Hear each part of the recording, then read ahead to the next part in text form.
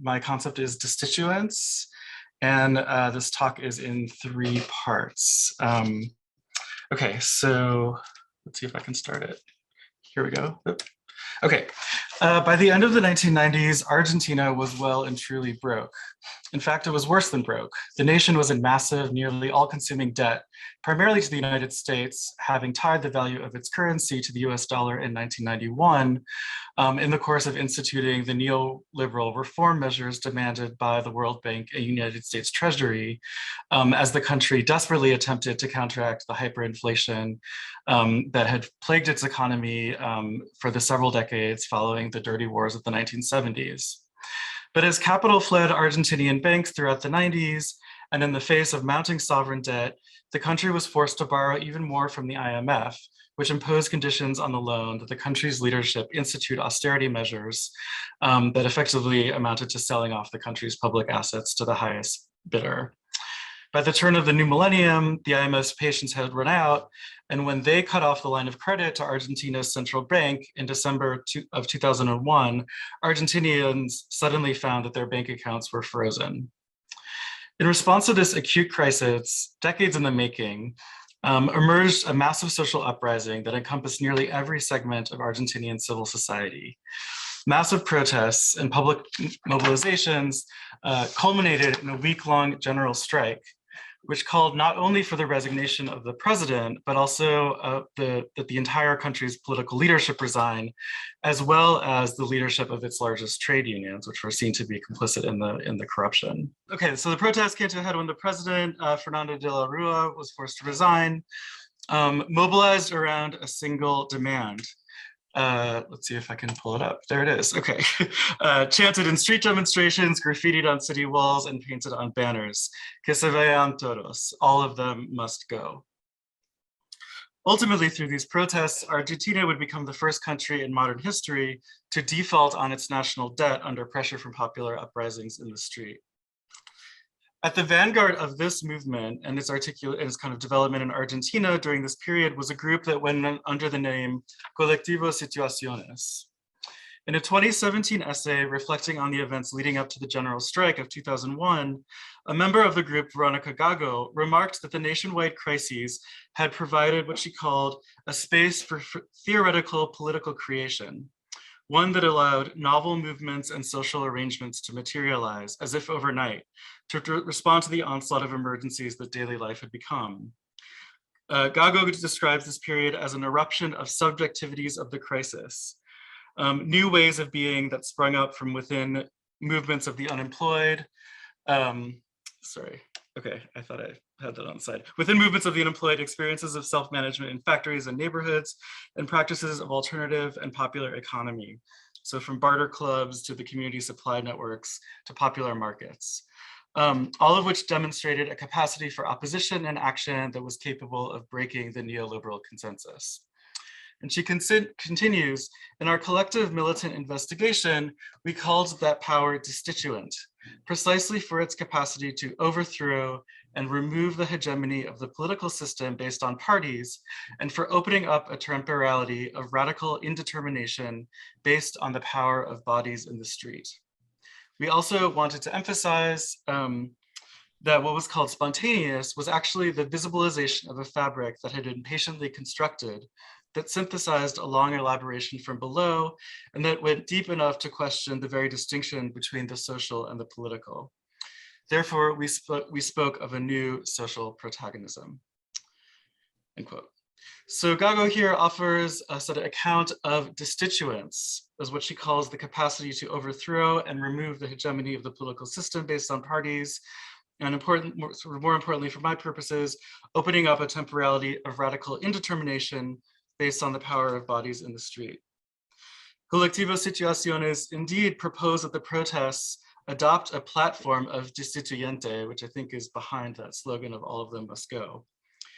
And here I'm working with a kind of emerging definition of destituents that is sort of most simply summed up as a movement that doesn't create institutions, but rather vacates them, dissolves them, empties them of their occupants and their power.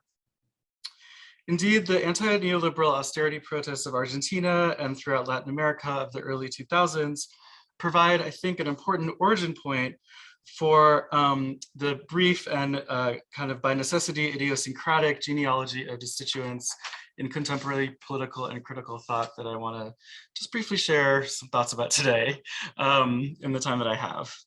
Of course, it did not end with these protests. It was sort of the beginning of the uptake of this term.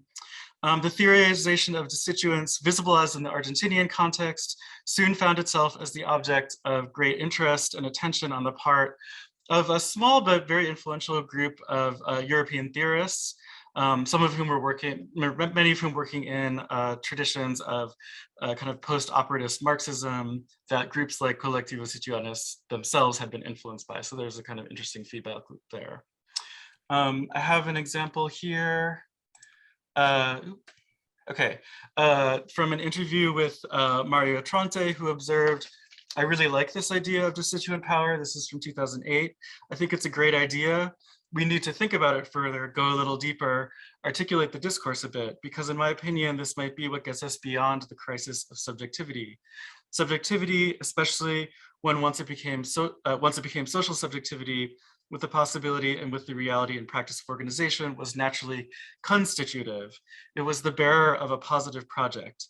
In fact, it linked the struggle to the solution of problems more than the actual reasons for the struggle.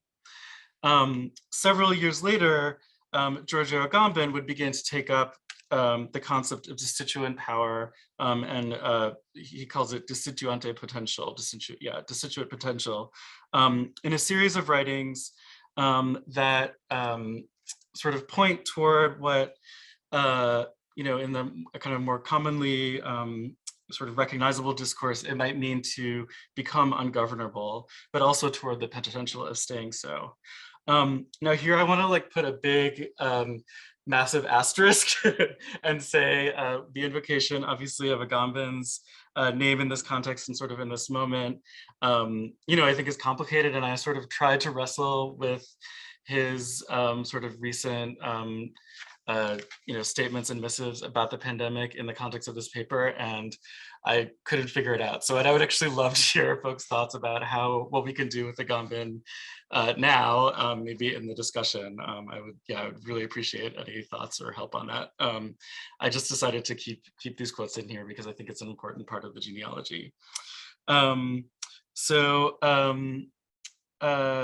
not actually going to dwell too much on Agamben's use of destituents because I think he gives it a very specific meaning in the context of his larger body of work. But I think it's quite interesting how he kind of uses this notion of destituents to to take some new directions into his longer preoccupation with concepts of inoperativity, which are the kind of necessary mode for him through which kind of apparatuses of biopolitical exclusion, dispossession, and violence can be counteracted. But suffice it to say that I do find these few places where Agamben sort of takes up this term quite evocative and striking in their kind of figural language. So destituent power, he writes, describes the capacity to deactivate the very apparatuses by which subjectivity is constituted and render them inoperative in a way that does not simply seek to destroy or eliminate them, but instead works by liberating potentials that have remained inactive so as to allow a different use of them. So if nothing else, Agamben here at least, I think, supplies a really striking kind of figuration of destituent potential. And I think here it also recalls his remark in the state of exception, this kind of dream that he sort of is imagining that humanity will one day play with law, just as children play with disused objects, not in order to restore them to their canonical use, but to free them from it for good. So there are and have been, a series of questions and problems that I think are raised by both the concept of destituents and the particular ways that Agamben formulates it. So for example, the literary critic Anna Kornblue has noted that Agamben's call for destituent potential or power opposes constituent power, making life in collectivities through revolution, constitution, and law.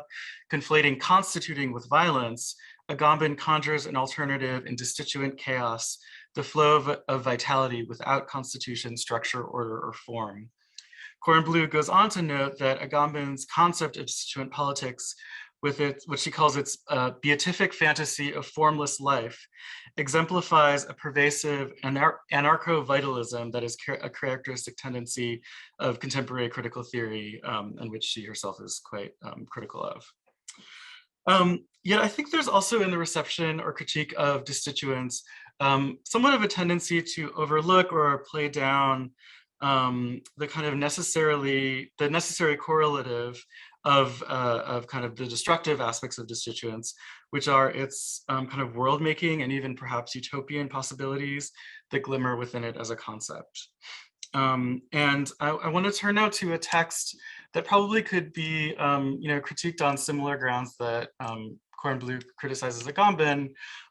This is a text that was published in 2017, attributed to the Invisible Committee, which is an anonymous author or perhaps a group of authors who have actually issued a series of quite theoretically dense, provocative pamphlet-like missives, largely responding to the political situation in contemporary France, but I think with larger implications for thinking about capitalism and digitality and a kind of whole host of anarchism and terrorism and a whole host of issues. Now this volume, the 2017 book, provides perhaps the most extensive consideration of destituents as a response to the crises of social democracy in our, in the last decade, I would say. They introduced this concept by turning back to its Latin roots, writing destituare in Latin means to place standing separate, raise up in isolation, to abandon, put aside, let drop, knock down, to let down or deceive. Whereas constituent logic crashes against the power apparatus it needs to take control of, a destituent potential is concerned instead with escaping from it, with removing any hold on it which the apparatus might have, as it increases its hold on the world in the separate space that it forms. Its characteristic gesture is exiting, just as the typical constituent gesture is taking by storm. And in this book, kind of pamphlet, the Invisible Committee gives us a sort of a blueprint for destituency. They propose that an institution can be destituted by a gesture that neutralizes it, empties it of its substance, then steps to its side and watches it expire. Perhaps this interest in destituent even can sort of be extended to or applies to the name of this anonymous collective, the Invisible Committee, which of course that's how they kind of market and sell their books. I think the logic of going by this name counteracts the expectations that the proper name under which a text is published should correspond to a single subject or a single body. The singular individual author exits through, though the form of the author's name remains like a shell, perhaps to be playfully, repurposed. And as I used to do with the kind of empty hermit crab shells that I went looking for on summer break trips to the beach. In a chapter of Now titled, "Let's Destitute the World," the Invisible Committee turns at one point to an unexpected source, and an author who I was actually surprised to see cited in this context, but was nonetheless really fascinated to delve into why they were citing him. And namely, they cite an author named Fernand Delaney, whose rather unclassifiable work I've been researching and writing about for a project, sort of larger set of projects that are really about the unknown and sort of forgotten histories of neurodiversity and neurodivergence, and specifically sort of thinking about questions of performance and aesthetics. But the Invisible Committee quotes a passage from Delaney. Let's see if I can get it. Yep. Well, okay.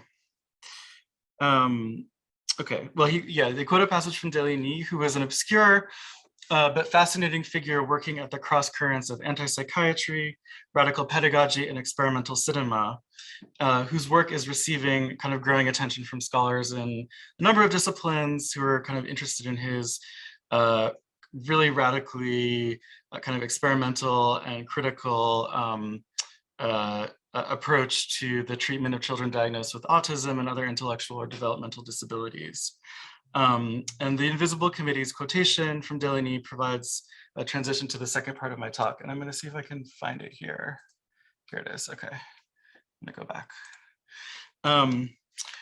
They quote from Delaney saying, who says, in order to fight against language and the institution, the right phrase is perhaps not to fight against, but to take the most distance possible, even if this means signaling one's position. Why would we go and press ourselves against the wall? Our project is not to take and hold the square. And I think this context, this quote out of context might be quite baffling, but I hope to give just a little bit of context to sort of situate where he's coming from and why he's saying it the way he is, and also why the Invisible Committee are sort of interested in Delaney as a figure of destituence. So Delaney found many ways of describing himself: a primordial communist, a nonviolent guerrilla, a weaver of networks, a cartographer of wandering lines. Starting in the late 1960s and working for several decades to create a series of quasi kind of nomadic communal encampments with a small network of collaborators from the worlds of the militant student movements, avant-garde film, and milieu of kind of politically minded mental health clinicians, kind of connected to the emergent ideas of the anti-psychiatry movement. Small, deliberately obscure projects that took place in, kind of in the wilderness, in the countryside.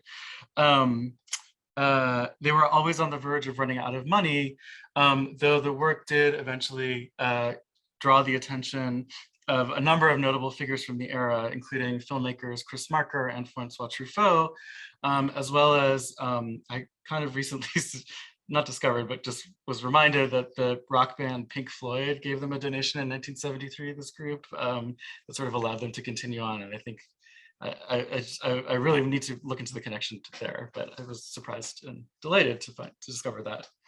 Eventually settling in the desert-like mountainous Cévennes region in this kind of southern part of France, Delaney and his collaborators understood these encampments as attempts to forge radically new, non-institutional modes of living and working alongside children who would have otherwise spent their lives, probably have spent their lives institutionalized in mental institutions or other mental asylums or other custodial institutions of the state.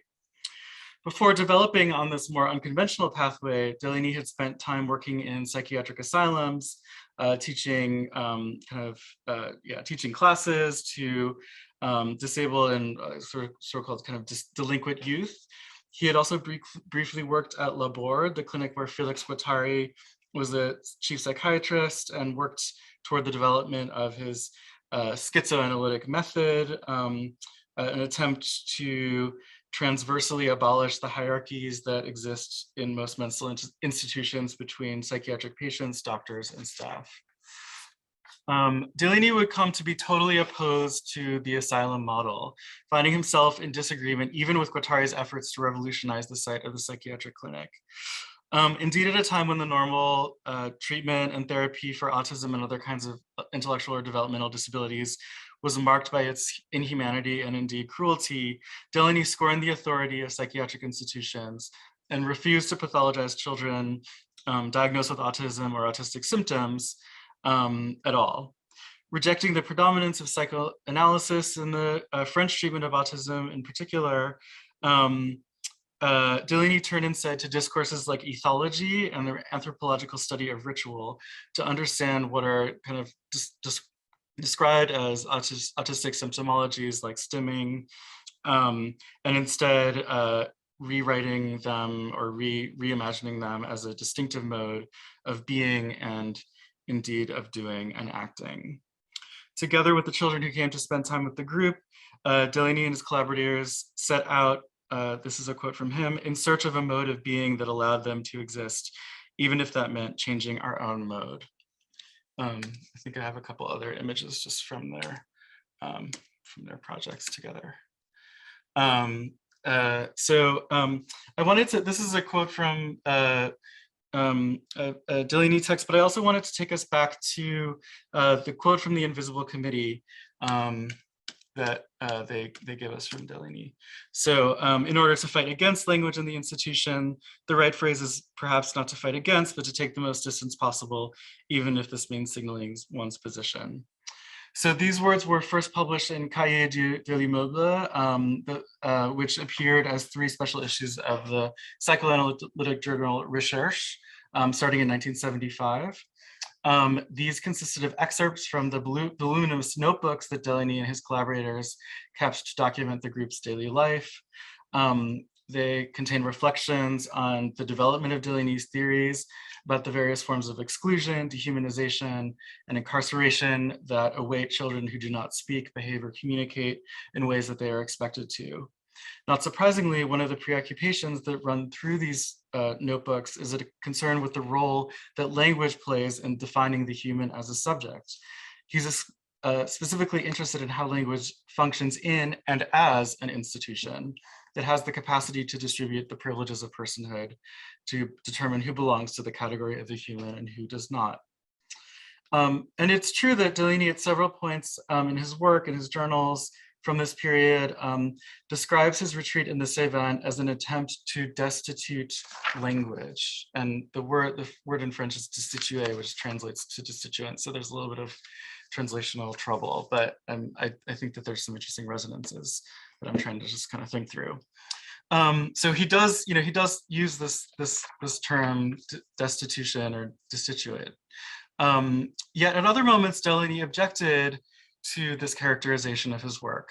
So in a text from 1978, Delaney actually took issue with the way that his work with autistic children is described in Felix Guattari's book, The Molecular Revolution.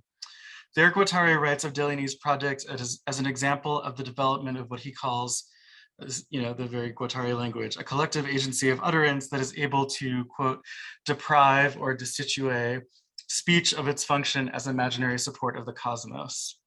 But Delaney then kind of responded to this reference that Guattari made to his work and asked the question, destitute the spoken. So he's saying, does this not implicate the necessity of instituting something else?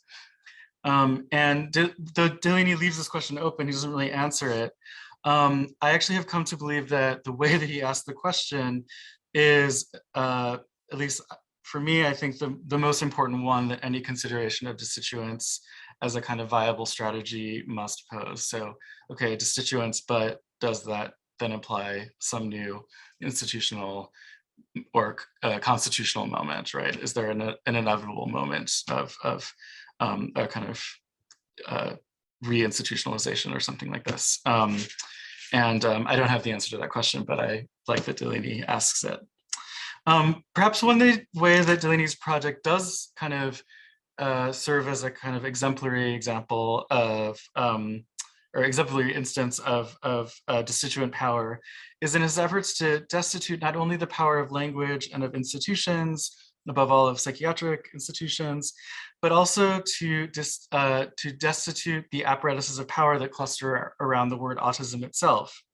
So for example, when uttered by a medical expert as a diagnosis, autism or autistic can be understood to function as a kind of performative speech act that actually has material consequences that can shape the lives of those who are on the receiving end of that diagnosis. Yet Delaney's work questioned the authority of psychiatric professionals in institutions, consistently. And he was always in pursuit of other ways of living together that rejected viewing conditions such as autism as only deviations from a norm. And he also rejected the correlating view that therefore the only remedy at the time was sort of commonly understood to be lifelong, potentially institutionalization. Instead, he and his collaborators sought to foster new forms of collective life that would include autistic people, particularly children diagnosed with autism and who were nonverbal, or as Delaney would say, outside of speech.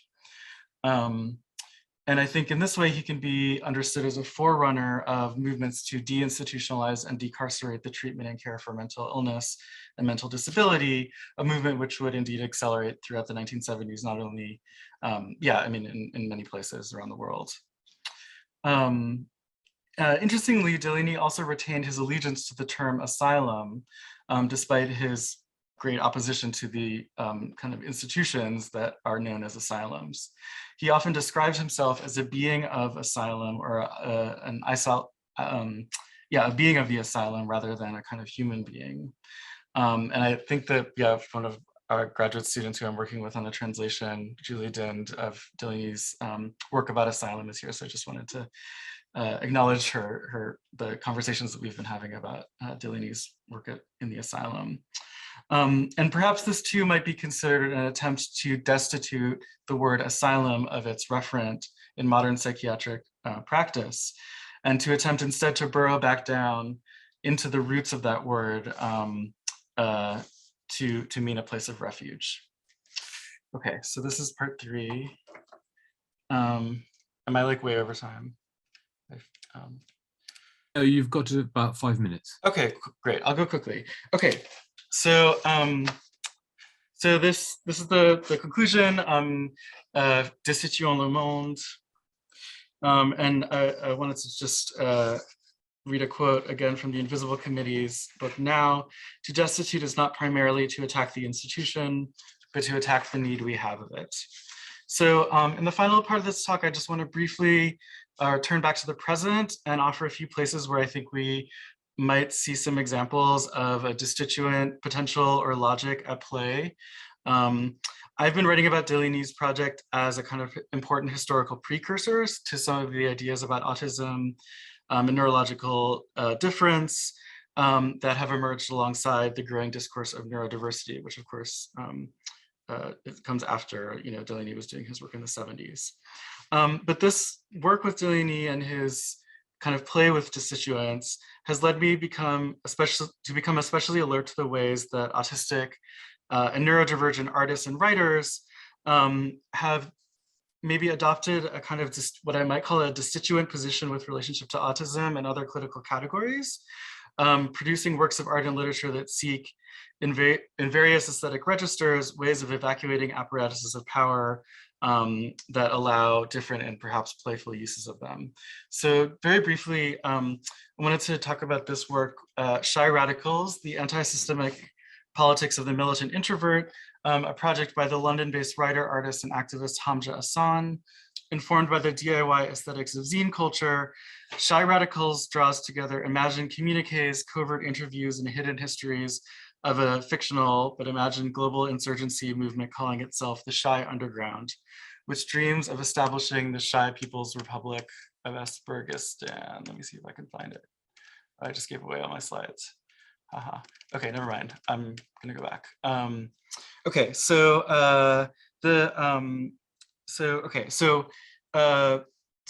this book kind of imagines the establishment of what he calls the Shy People's Republic of Esbergistan, an independent pan-Shy state representing the interests of all shy, introvert, and autistic spectrum peoples, where civic privilege will only be granted to the voice of the unheard. Shy Radicals offers a bracing and often quietly hilarious vision of how shyness, introversion, and other forms of inwardness that might not rise to the threshold of diagnosis could become the basis for an underground revolutionary movement.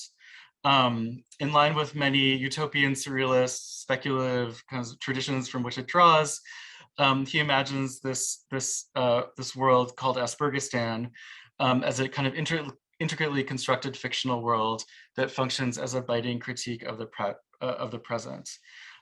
Readers may be given pause by Hassan's inventiveness with diagnostic nomenclature, creating not just identity groups, but imagining whole alternative geopolitics out of the language of syndromes. There's a lot that happens in the book, but I wanted to just close by focusing on a section that includes a missive from the Japanese Hikikomori delegation to the Shy Radical movement. The Hikikomori are the Japanese term for pulling inward, is the term that was first identified as a curious social phenomenon in the 1990s, as increasing number of adolescents, largely but not exclusively young men, were exhibiting what came to be called symptoms of extreme social withdrawal and isolation, refusing essentially to leave their bedrooms, to finish school, or seek out employment. By 2010, the Japanese Health Ministry estimated that nearly 800,000 people in Japan would meet the criteria for being considered hikikomori. And now the estimates, the one I looked at most recently, estimated that the number is probably closer to 1.5 million. The phenomenon has been studied from a range of perspectives: psychiatric, sociological, economic. Many hypotheses have been proposed, including some who have said that this is actually a manifestation of autism spectrum disorders that differs from the typical Western presentation because of the various sociocultural pressures specific to Japanese society. Shy Radicals, however, offers us another view of the hikikomori, one that refuses to graft a logic of psychiatric diagnosis of pathology onto the phenomenon and offers perhaps a destituent take. Okay, so this is just the missive, and I'll end with that. For the Japanese government, we are simply a problem. For our families, we are parasites, or at best a cause for concern. An entire industry was brought into being to cure us, but the Shy Radicals movement made us conscious. We don't need a cure. We are the vanguard revolt at the heart of advanced post-industrial capitalist society, and we are at the heart of the bourgeois home itself. We are not workers, we are not factory floor agitators, we are an intervention, a passive insurrection from within the aspirational class. Anyway, so you can read the rest of this, but it ends with the hashtag Occupy Bedroom. So I think I'll end there. Thanks so much.